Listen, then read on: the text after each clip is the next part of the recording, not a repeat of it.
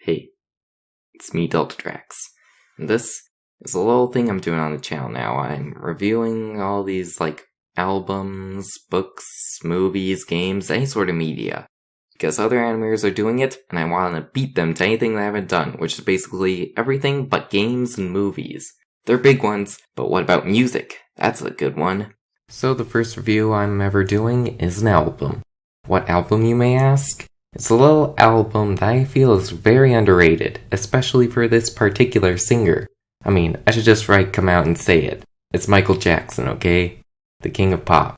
Of course I do him. He's perhaps one of my most favorite artists of all time. He'd be a good person to start off with, especially with this one album, because it's called Michael. It's the only album that doesn't have a track in it that the album is named after.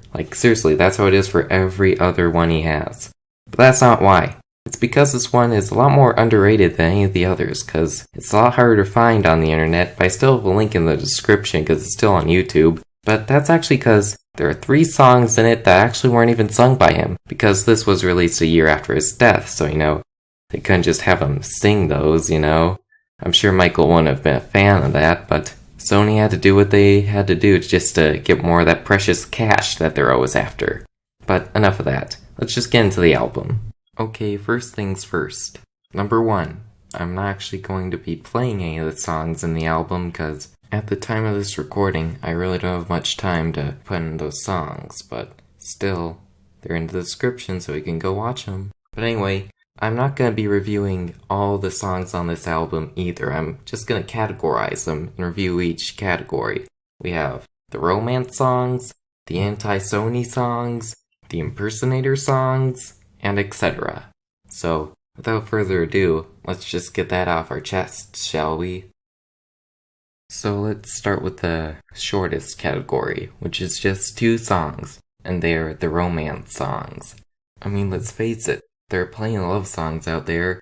Couldn't just keep, adding to a really big pile. He only added 2, which are I Like the Way You Love Me and Best of Joy. They're what you'd normally expect from a typical Michael Jackson song. They're gentle and they're soothing, which you'd find in basically any love song he ever wrote. I'm especially getting feels from I Just Can't Stop Loving You from the Bad album, another good album to listen to. But that's enough about that. Let's move on to the next one. So the next category is anti-Sony songs. These songs, they're meant to diss Hollywood and Sony for being so greedy and use his voice just for cash. Look at what they've done with all these albums after his death. They're using his death as a way to get money by releasing all these post-death albums just so people buy them because they feel sad about his death. Pure evil, if you ask me.